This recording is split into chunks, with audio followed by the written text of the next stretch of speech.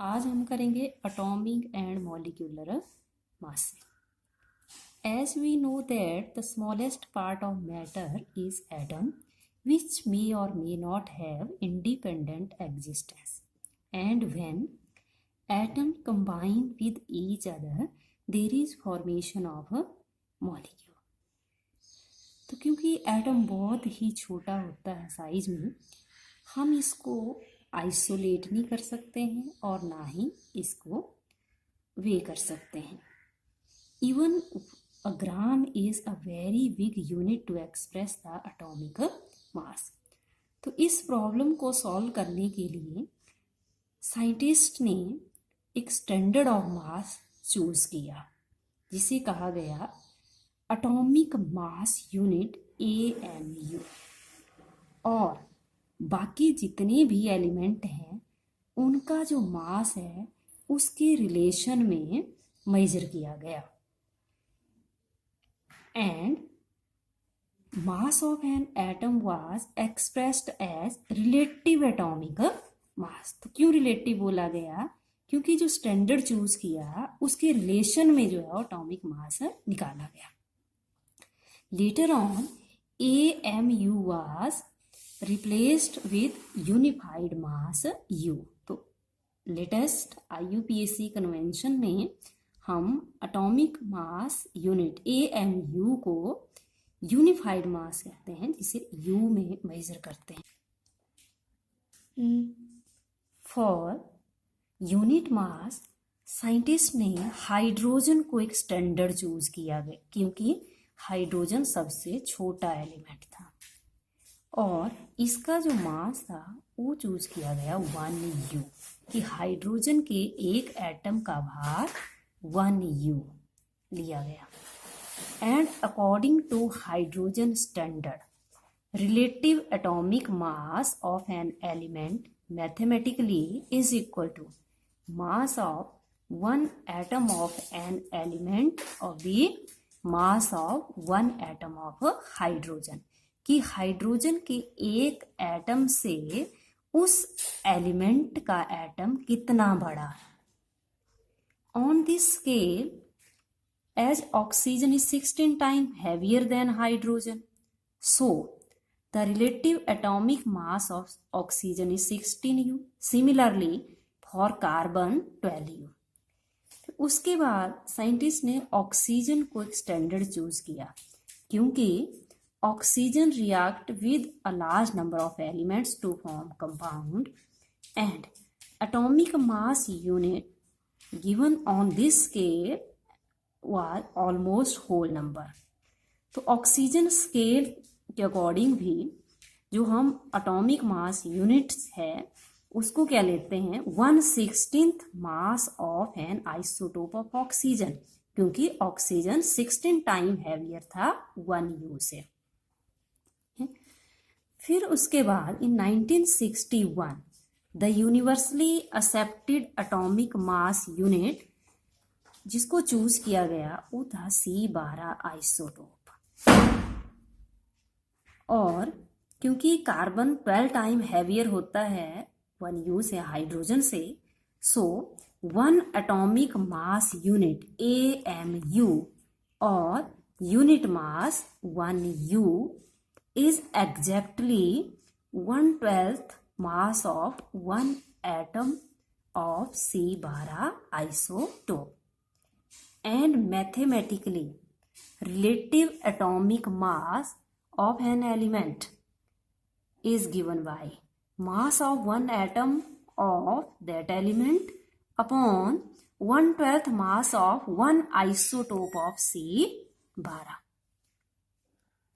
तो 1 AMU और 1U is the mass of single atom of carbon which is 1.66056 into 10 is power।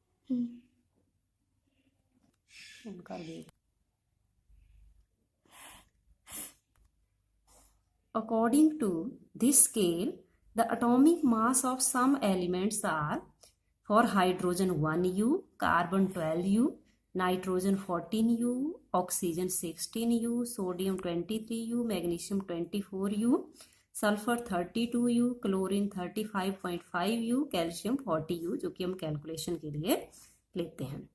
और इसके में कुछ एलिमेंट के जो एटॉमिक मास हैं वो फ्रैक्शन में भी आ रहे हैं, जैसे कि 35.5U। अब ये फ्रैक्शन में कैसे आता है? As elements exist as isotopes which are same elements having different mass number। इसलिए जो रिलेटिव एटॉमिक मास है उसको क्या लेंगे हम? एवरेज रिलेटिव एटॉमिक मास, क्योंकि एटम के एक से ज्यादा आइसोटोप भी हो सकते हैं और आइसोटोप्स की अबंडेंस भी डिफरेंट होती है। तो इसको समझने के लिए किसी एलिमेंट के दो आइसोटोप लेते हैं जिनके मास हैं M1 एंड M2। तो फर्स्ट आइसोटोप M1 की अबंडेंस है A and second isotope M2 की अबंडेंस है B।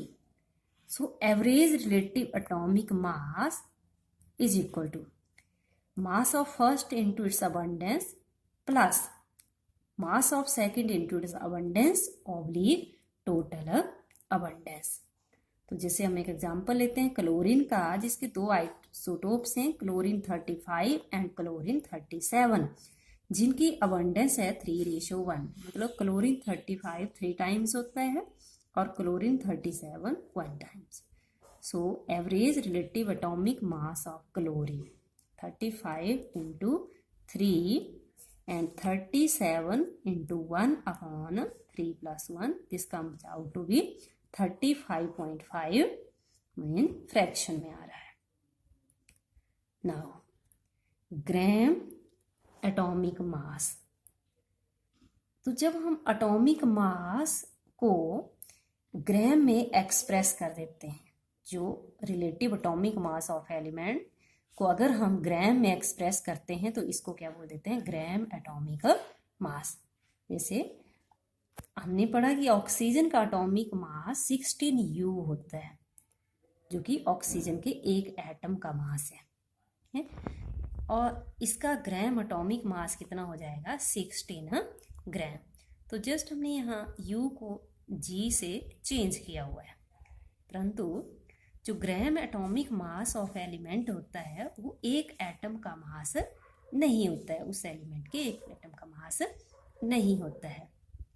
जैसे हमने पढ़ा कि कार्बन का एटॉमिक मास कितना था? 12U और ग्राम एटॉमिक मास 12G, और एक एटम का भार होता है लगभग 1.66 इंटू 10⁻24 ग्राम। तो this is equal to 12U of carbon. Now molecular mass. तो like atoms, molecules are also very small. इसलिए हम इनको भी ना तो वे कर सकते हैं ना ही आइसोलेट कर सकते हैं। सो रिलेटिव मॉलिक्यूलर मास ही दिया जाता है मॉलिक्यूल के लिए भी, जो कि सेम है जैसे हमने एटॉमिक मास निकाला था। तो on carbon scale this is equal to mass of one molecule of a substance upon 1/12 mass of one atom of carbon C12। तो अब हम सीखेंगे कि कैसे हम कैलकुलेट करेंगे मॉलिक्यूलर मास। तो जैसे सबसे पहले एग्जांपल लेते हैं H2O, पानी, और पानी में 2 हाइड्रोजन हैं और एक ऑक्सीजन। तो एक हाइड्रोजन का एटॉमिक मास हम 1 लेते हैं, 1U, तो 2 का कितना हो जाएगा? 2 इंटू 1 प्लस एक ऑक्सीजन का into its atomic mass 1 into 16 18U। Second example लेते हैं H2SO4, तो 2 हाइड्रोजन हैं इंटू 1 प्लस सल्फर का 32 plus 4 into 16, this comes out to be 98U। Similarly for glucose 6 carbons into its atomic mass 12 plus 12 hydrogen into 1 plus 6 oxygen into atomic mass 16, this comes out to be 180U। Now gram molecular mass. तो जैसे कि बच्चों हमने ग्राम atomic mass calculate किया atomic mass से, वैसे ही हम ग्राम molecular मास भी दे सकते हैं। तो जब हम किसी molecular average relative molecular mass को किसमें ग्राम में एक्सप्रेस कर दें तो उसको क्या बोल देंगे, ग्राम मॉलिक्यूलर मास। तो gram molecular mass of some molecules, जैसे कि पानी, वाटर, तो वाटर का अभी हमने एटॉमिक मॉलिक्यूलर मास कैलकुलेट किया था जो कि 18U था, तो U की जगह क्या लगा देंगे, अब हम G लगा देंगे, तो ये बन जाएगा 18G। और सल्फ्यूरिक एसिड का 98G और ग्लूकोज का 180G। तो हियर ऑल्सो जो ग्राम molecular mass of a substance is not the mass of one molecule of a substance. तो ओवरऑल जो ग्राम एटॉमिक मास होता है वो किसके बराबर होता है, atomic mass in grams of that atom, and it must be equal to 1 gram atoms. Similarly gram molecular mass is equal to molecular mass in grams is equal to 1 gram. इन्हीं पर based कुछ numericals करेंगे। तो जैसे सबसे पहला है, calculate mass of 2.6 gram molecules of sulphur dioxide. Sulphur dioxide के 2.6 ग्राम मॉलिक्यूल का भार कितना होगा। तो इसको निकालने के लिए पहले हम क्या निकालेंगे, ग्राम molecular mass of sulphur dioxide. तो सल्फर का जो एटॉमिक मास होता है 32 होता है और ऑक्सीजन का 16 होता है। तो इसको हम कैसे कैलकुलेट करेंगे, 1 into 32 plus 2 into 16, this comes out to be 64 gram. तो ये जो 64 ग्राम हमने निकाला है, this is gram atomic mass, gram molecular mass, and gram molecular mass is equal to 1 gram molecules. So mass of 1 gram molecules of sulfur dioxide is 64 gram. तो 1 gram molecule का भार है 64 ग्राम, तो 2.6 का कितना आ जाएगा, 2.6 इंटू 64 एंड दिस